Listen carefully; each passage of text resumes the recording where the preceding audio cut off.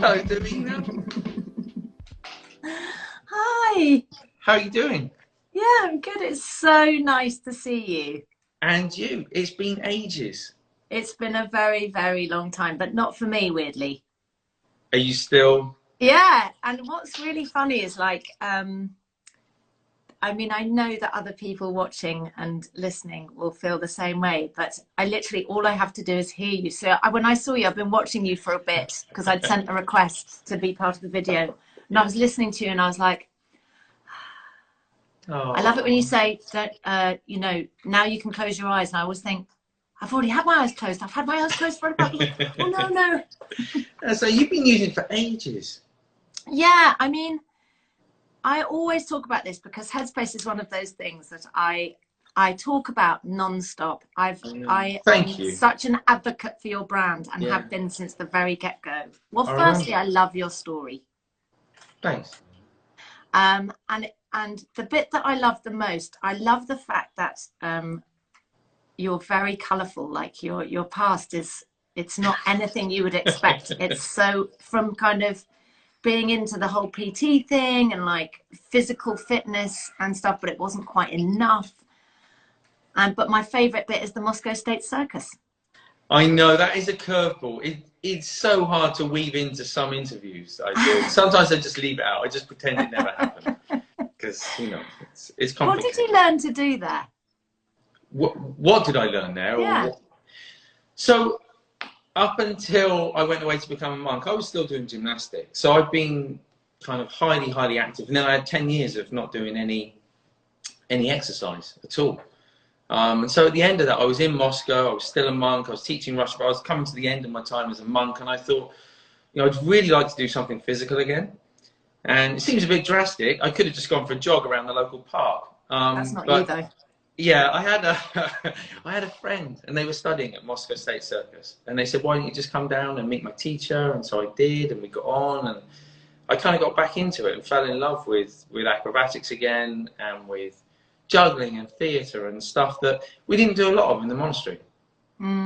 Did you find that those kind of really focused skills can be quite meditative? They are massively. I think if you think even as a metaphor for meditation, for mindfulness, you think of the tightrope. If you're too kind of stiff and tight, you fall off. If you're too kind of lazy and loose, you fall off. Like there's that balance of focus and relaxation. You must have found this. I know for people who don't know about your sporting exploits. So in the UK, obviously, you're famous for your sporting exploits, normally around comic relief and those. You've done some extreme challenges, right? Well, I think the funny thing is that, again, if there are people in the States watching, the weird thing is that actually I'm a TV host first and foremost. I started on MTV when I was 24 and I've worked on British television ever since. And really, when I was 24, my only form of exercise at that point was going clubbing 4 times a week. I mean, you do dance hard, though. I've seen you dance. You do dance hard, to be fair. And I would dance for 4 hours non-stop, and that was fitness. You know, it kept me super fit. But obviously, when I stopped doing that, and I stopped drinking, and I stopped taking drugs, and got my life together, and then got a job in television, suddenly I sort of piled on the pounds, and I lost shape, and I sort of didn't feel that great. But it was only really after I had a baby. I had my second baby. And I thought, right, I'm not bouncing back. My body's not bouncing back. Nothing's happening. And I met this amazing couple. And she was a former gymnast. Right. And they were married. He was a Marine. And they got me into shape. And those two elements, the Marine kind of beasting and the gymnast, the elongating and the strength and the core really got me into good shape. And I thought, this is so good. I need to make this available to everybody. My agent said, you know what, don't do it. Workout DVDs, they're a bit lo-fi. They're a bit cheap. I was going, no, but I really need to share this. This is good. This is good stuff. They've changed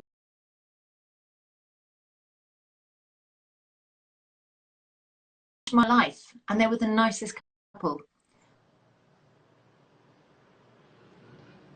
30, 35, 36. And since then, now I give people lifts sometimes. So if it's raining and there's someone at a bus Not stop, like an Uber. You're not like out. I'm a bit like an Uber. Like I just pick someone up. Yeah. You know, women mostly. I'd avoid the men. I did pick up a guy with a broken bike the other day, but it's a bit risky. And this woman got in the car and she was chatting, and then she went, "You're that fitness lady." And I thought, oh my goodness, I'm known as the fitness lady instead of the TV lady. That's amazing. I mean, that's a good thing to be known for. And in this lockdown, actually, because I've got a fitness platform which is online, called Own Your Goals, and we made it free to everybody. Amazing. For a month, because we know, I mean, it's a bit like you doing your live meditation. It's like, now is the time people need you, and they need me more than ever, because these are the two things I think that will keep your noggin sane. How's that for you? Like, not to separate the two things, kind of physical and mental, talked about it a little bit yesterday, kind of they're so interconnected, but how has all that fitness training and impacted your mind? How does it change the way you feel? Yeah, I mean, I would say it's, you know, one of my kind of mottos is, I have never wished I hadn't done a workout. Yeah. You know, like you always wish, you're lying in bed and you're just hitting snooze and snooze and snooze, and then you think, oh gosh, I can't do it, I can't get it. But then I just, in the back of my head, I know at the end I'm going to feel better. I've never once done a workout and thought I feel worse. Ever. Yeah. And it doesn't matter. I loved what you were saying about nature, and I loved what you were saying about how you're going to connect with the earth today, because actually at some point during the day I will try and do something outside. And that could be even just a walk with the dog. I love walking my dog. It doesn't matter what or how much you do, really. And as far as fitness goes, you know, whatever you do, you're still lapping everybody that's sitting on the sofa. So moving means you're doing good. So, you know, but nature and the sun, I've also, and I'm not trying to promote everything, but next year I'm launching an outdoor fitness festival. Which is, it's only outside, and it does come rain or shine. It's going to be in England. It's called Wellfest. They do it in Ireland already, but come rain or shine, it happens, and it's like being at Glastonbury but for fitness. Nice. It's like the church of fitness. There's something spiritual about people coming together. It's like an amazing concert. Have you been to see Coldplay, Andy? I haven't, no. I should imagine they're amazing. Oh, it's like shivers. You don't even have to have ever bought a Coldplay record to get something from a Coldplay concert. There's something. Look up on YouTube after this, their concert that they did in Jordan. Okay. I'll send it to you. I'll send it to you. I'll do that. Right on right now. But so outside, working out together, seeing little children, like grannies, mums and dads of all ages, all abilities. There's a stage, so it's like a concert. There's good music, and everybody's moving together like a wave. So that's what I get from it. And this is like you know, I'm an ex-addict. Well, not an ex-addict. I'll always be an addict, but I'm a recovering addict. And so for me, these kind of places where I can get that like euphoria is so great. I'd love to ask you a question about that, if I can. Ask me. About that, the addict bit. So that's really interesting, and it's something I've always wondered. I feel like I was lucky that I just didn't sort of come into contact with drugs. Otherwise, I think I have quite an all or nothing personality. It may well not have ended sort of so well. And I always find it interesting that whilst I get the kind of always thinking of yourself as an addict in terms of, because there's a framework around that allows you to live in a certain kind of way. But as an identity, is that how you? It's not how I ever kind of see you. Is it how you see yourself? Think of yourself? I know what you're saying. And I now do not see myself as an addict. Yeah. But I do know that it is dormant. Yeah. And I do know that it doesn't really ever go away. And this kind of love for euphoria and that kind of feeling I get, that slightly reawakens it. And that's something that I slightly have to keep in check. Music does the same thing for me. Get that kind of dancing, I lose myself. The thing that I have realized is that I don't want to go back. If somebody waved a magic wand and said, you know what, Davina, you can drink again. No desire whatsoever to drink. And I think especially as you know, with your kid, like there's something lovely about them being able to turn to me and they know that I will always have my wits about me and I'll always be able to sort something out. I'll always be able to pick them up in the car, even if it's midnight. I won't be drunk.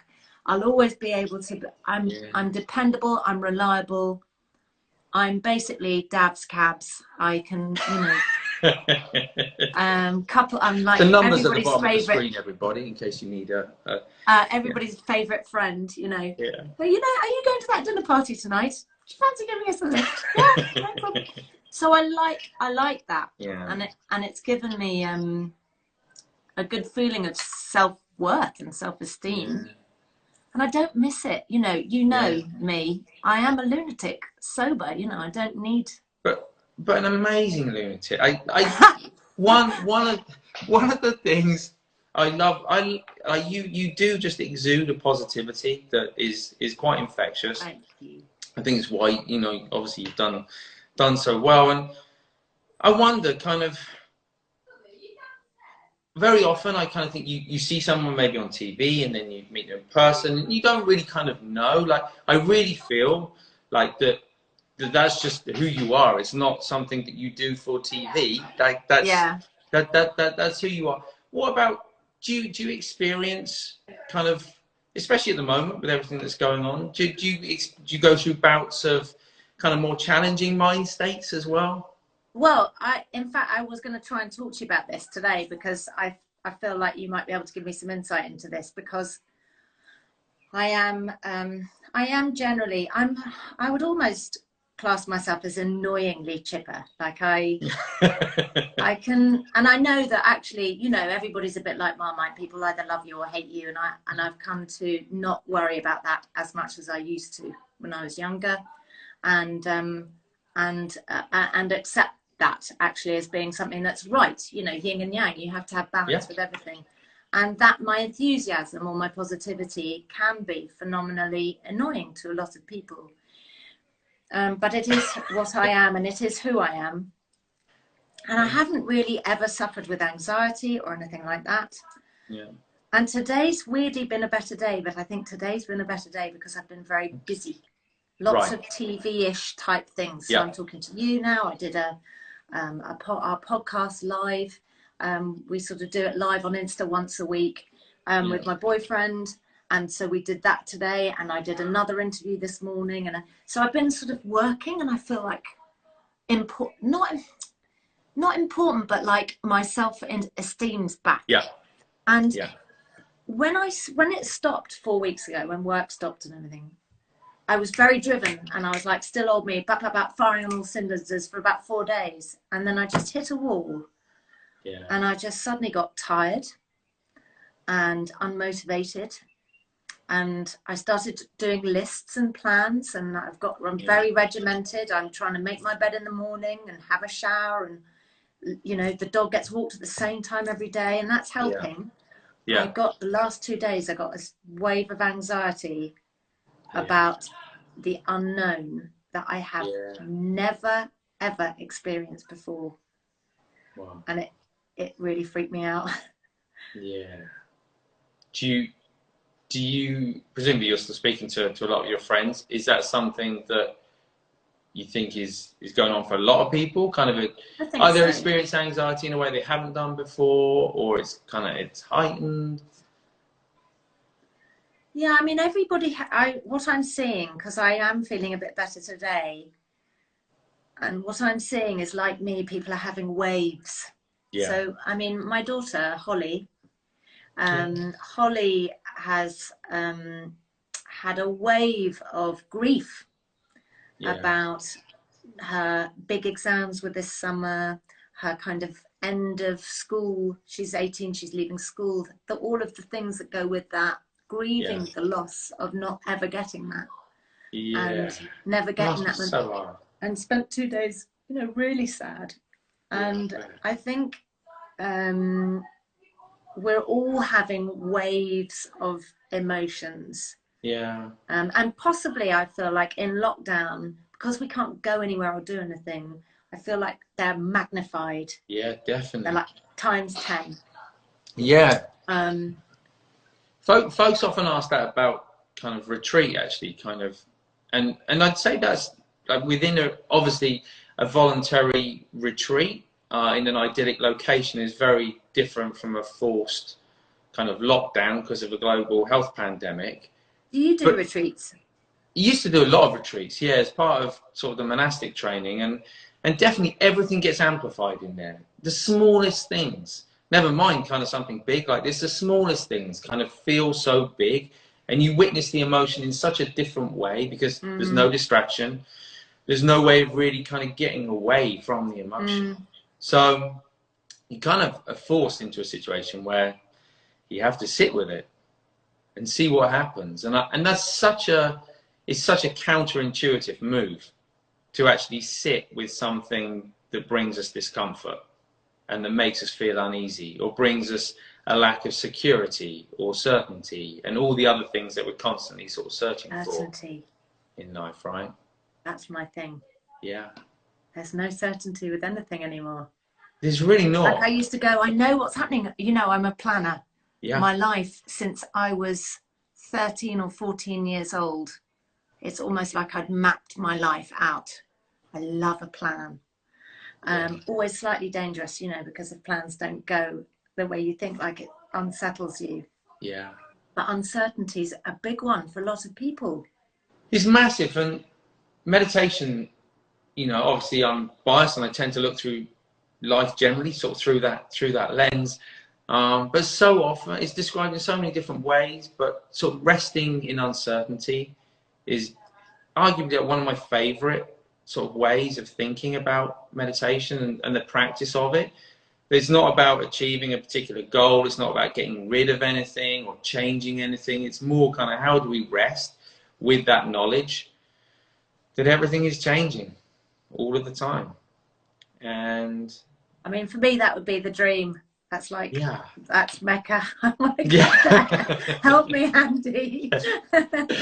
So you know what was interesting? You talking about retreats and sitting with the feelings. Can you hear that in the background? I can. That's my middle daughter. How old are they? At the time of her life. Well, Tilly's 16 now. Wow. So she's on, like, everybody's on house party. Yeah, right. That, like, just communing. That's how they communing. I can imagine. So she had GCSEs all gone, finished this summer. And Holly had her A-levels. And then Chester's 13. Wow. I know. Yeah. But we were talking about that retreat. Being in a retreat and sitting with the feelings. And I didn't actually go to a treatment centre to recover from drug and alcohol addiction. I went to Narcotics Anonymous meetings. Yeah. But I do know people that did go to treatment, and they often talk about not being allowed to listen to music in treatment because it takes you away from your feelings. I thought, wow, that's amazing, because they want you to sit with uncertainty. They want you to sit there and say, I don't know what's going to happen, but I'm still going to be okay. Yeah.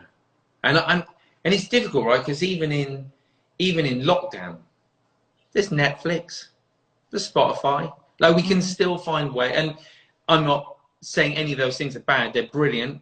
I love them, and I strongly believe like there's space for everything. It's just when we experience, if we always run away from the emotion, then we never get a chance to understand it or befriend it. Befriend it. I mean, I've had quite a weird experience in lockdown that I'm just going to shut my daughter's door. I'm conscious of she's.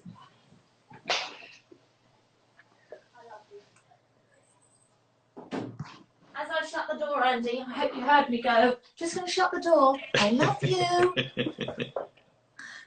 Did you see? This is my sister. Is that right? Yeah, it's my sister Caroline. That's a picture of her there. Did you meet Caroline? I didn't meet her. No. She's living in the gatehouse. Anyway, yes. So I just wondered, like, as I left, if you're just left with like a centre frame of my sister in an urn there, always with me. I didn't have the heart to let go of her, so she stayed with me. Oh, when did she die, Davina? When she was 50, too young, lung cancer, and it was very quick. Yeah. And we were very codependent, and she lived with me and had done for most of her adult life. So she's always with me. I've forgotten what we were saying then. We jumped into retreats and we were talking about kind of uncertainty and distractions. Oh, I know what I was going to say. Yeah. Thank you, Andy. Thanks for listening. Hey. I was going to say I've had a very strange thing, and I don't know if you're the same, because normally I would be escaping to music. That's my go-to place, possibly more than TV. And I haven't really wanted to listen to any music. Interesting. And I haven't really wanted to watch that much TV. I've watched bits and bobs. Yeah. And I've watched a family film, so that it's more of a thing so that we could all just sit together and do something together, because otherwise everybody's off in their separate rooms. Yeah. But it hasn't been like, oh, I can't wait to watch this, or yeah. There's a slight nihilism and a loss of purpose of life when we're stuck, suspended in a moment and a situation that none of us know. Yeah. I wonder as well if there's an aspect of there is so much noise. I mean, there's always noise in our life. There's always distraction in our life. But I feel the amount of noise kind of on social and on news, and I feel like there's not really a lot of room even to take in other kind of forms of entertainment, if you want to call it that. I find, I don't find myself maybe looking to that. I still find myself looking for sort of a quiet cupboard or something just to step into at home. You know, I dearly love being with my little boys. They're really young. Lucinda was pregnant, right? How old are they now? So Harley's 5 and Leo's just coming up 3. And Lucinda was pregnant, right? When we... Yes. So it was ages ago. And I'll send you some pics. And... but I still find myself kind of, if ever I yearn for anything, it is definitely for places of silence, moments of silence. I wouldn't necessarily want to go back to the monastery, but I enjoy the simplicity of that life. So I'd probably lean more in that direction. It's funny also because I do think that we keep our lives, I mean, I'm talking about myself here really, but I keep myself so busy, and I love being busy and occupied and sort of on it and in a meeting and doing it. But my agent always laughs because I take all the school holidays off, and I'm really lucky because I can afford to take 2 months off in the summer and a month off at Christmas, month off at Easter. And by the end of the summer holidays, my agent's always like, oh my gosh, she's going to come in and she's going to have the list this long, because actually all my creative ideas, everything comes when I stop. But when I stop then, I stop with intention. And I know that it will restart in September. But now it's a weird, like, I've stopped without intention. It is, as you say, it's as though everything's just been pressed, like someone's hit pause and everything's, How's everybody feeling in the States? What's the general... it's so different. It depends. And that's the thing that struck me I think just everywhere this is happening everywhere, but everyone's experiencing it so differently. And even within cities and towns and communities, right? Everyone's experiencing it differently. I do think for people, for example, who are living in New York City in particular, where it was so bad. It still is bad, but it was so bad kind of a few weeks back. I think the sense of intensity would have been felt a lot more kind of strongly. I think over here, I mean, you've been to LA a bunch of times, kind of, it feels a bit more spread out at least in some areas of LA. And so maybe there's just a feeling that it's not quite as intense. It's still going on. It's still happening. I think there's just that feeling of anxiety, of not being able to really rest kind of well, even at night for a lot of people, not really being able to be sort of productive either. So even for people, friends who've lost jobs perhaps, it's not like they can then go out and look for new jobs. No. There's nothing. So again, that feeling of just everyone sort of stuck in and not really kind of knowing where, uncertainty again, right? I mean, I think this is where Headspace really comes into its own. That just for a moment to give yourself a bit of a head holiday. And just take time out. I mean, generally speaking, I like to try and do it in the morning. Yeah. Because it's like the best start to the day. Yeah.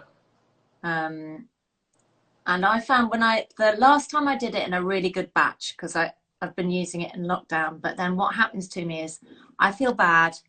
I do Headspace for a bit, I start feeling amazing, forget a couple of days, and then I find it back. And then I get bad again, and then I think, I know I've got things that happen. But when I do, one of the really, really amazing things that it gave me was an ability to be in the present moment with a person. Yeah. Not thinking about, I'm going to talk to you now, but in 10 minutes I need to go and do dinner, and then I'm going to go and do this, or talk to you or listen to you and be thinking about what I want to say next. Yeah. It's a massive thing. And in Narcotics Anonymous, my sponsor once gave me the best piece of advice. When I first started NA, I got the joys. I could not believe, I was relieved. Oh, Chester's just asking me how much longer. Sure. Is the dinner, is it already? Is it? We'll only be a minute, Chester. Not too long. Not too long. 10 minutes? I won't keep her much longer. 10 minutes? I love you guys. Started dinner. I'm quite impressed with myself. Did quick dinner, started dinner, came upstairs. The kids' dinner and Instagram Live. I mean, it's impressive. But I have lost my train of thought. We're talking about Narcotics. Yes, Narcotics Anonymous. So when I first got to Narcotics Anonymous, I was so full of the joys and very self-centered and rather self-obsessed. I had like a massive ego, but with cripplingly low self-esteem. Yeah. And I just shared at every meeting. Like at the end, they'd go, now's 10 minutes for newcomers. And I think that's my time. I'm blah, blah, blah. I'd cry, I'd laugh, I'd do the whole thing. And my sponsor one day said, I'm going to give you a task. And I would like you to go to meetings, because I was going every day. I'd like you to go to meetings for the next 2 weeks and not speak one word. You just have to listen. Yeah. Oh my God, it was a game changer, because I really heard. Yeah. It was great so sponsor. Good. Great sponsor. Yeah. I chose her because she was in a meeting crying her eyes out, and I thought, I love her. I want some of that. Yeah. Feel the feelings, right? Absolutely. So look, you got dinner in a minute, and we still need to do just a very short exercise if that's cool. But yes. One question with your kids in the room next door, what would you, from your life in, I don't want to separate out really. I was going to say your life sort of, in physical fitness and what you've learned about your mind over time and from your journey in addiction. just everything, like the whole thing. Like, what would you most like your children to sort of grow up with when they think about their own sort of health, their own well-being, and their own journey to happiness? What are the messages that you try and kind of leave with them?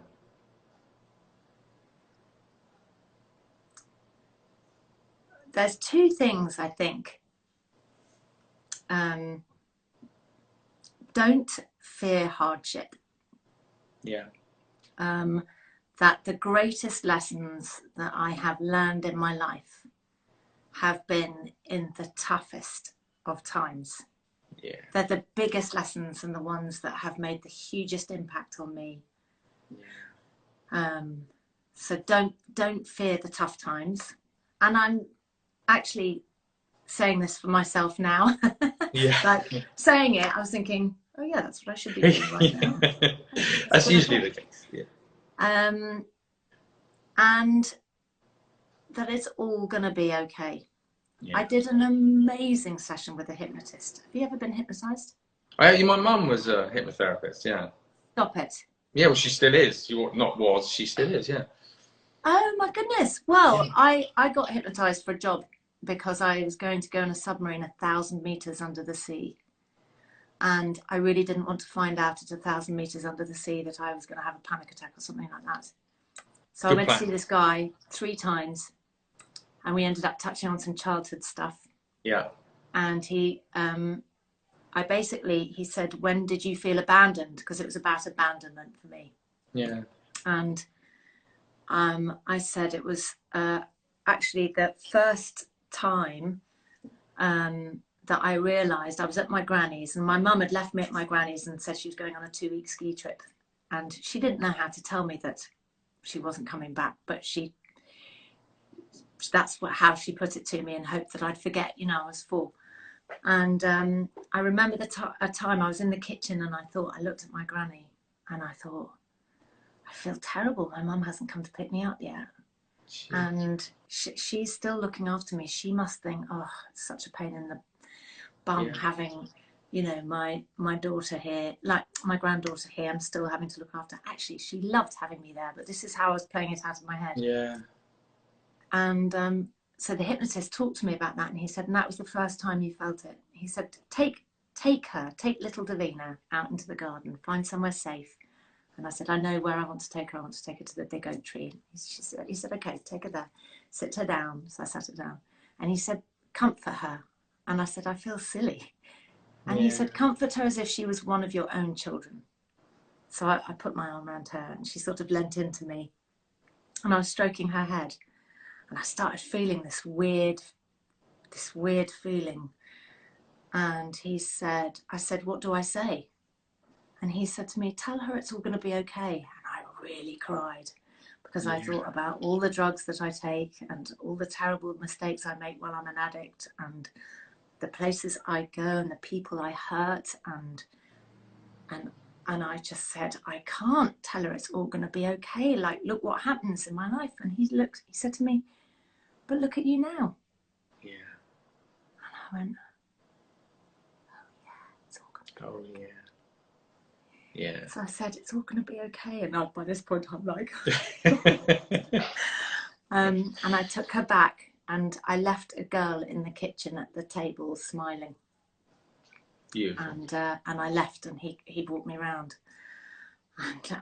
And in fact, he shifted something inside me that's never gone away. Yeah. That fear of abandonment. Like, it just went. That's amazing. Yeah. That's amazing. So I think that it's all going to be okay. It doesn't matter about all the things that you go through. Yeah. You'll get through it. Yeah. And it will be all right. What an amazing message to finish on. Thanks, Davina. I could chat to you all day. I love you. Oh, ditto. We're gonna. Will the dinner burn if we do a quick 2-minute exercise? No. Have they got the dinner? I'd love to. They got it under control. Okay. Yeah. So we've been doing just a little 2-minute meditation for folks to come together each day. You're welcome to stay where you are. You can lie down. You can go off camera, whatever's most comfortable for you, Davina. For the rest of you at home, as always, lie down, sit down, whatever feels most comfortable. But we're going to start in the usual way. If you know the Headspace app, you'll recognise this, Davina. We're going to start in the usual way. So eyes open, and try if you can just to take in all the space around you without moving your eyes around the room, just so you see the sort of the colours, the shapes. So a soft focus with the eyes, and just taking one big deep breath. Breathing in through the nose, and as you breathe out through the mouth, just gently closing the eyes if you'd like to. And just take a moment, just to pause, to allow the body to settle, the mind to settle. Just enjoying the feeling of having nothing to do for a moment. Feeling the weight of the body pressing down. So we're going to do just a short body scan today. So starting at the top of the head. Just very slowly starting to notice kind of how the body feels. So it's a slow, even scan. We're not getting caught up in any particular feeling. We're just mentally scanning down through the body, noticing any areas of tension, any areas of comfort.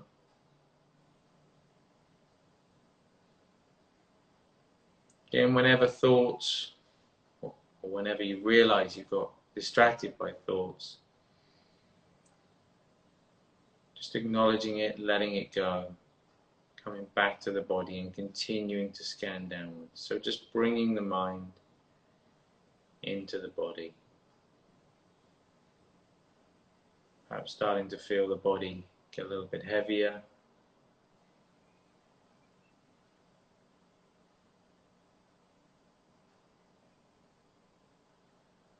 And as you scan down, not shifting the focus, but just starting to become aware of the breath. So allowing the body to breathe naturally.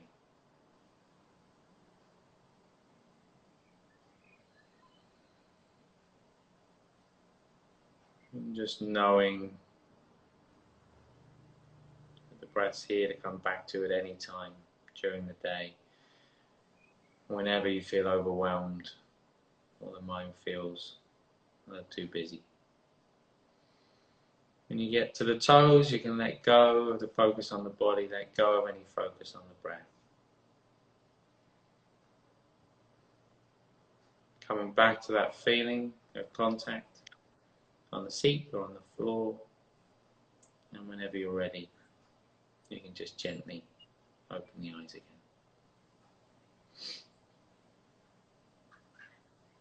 Thanks for joining in. Wait, Andy, stop it, because that was like being sung a song by Chris Martin, just playing the please. guitar. It's too much. I only wish I could.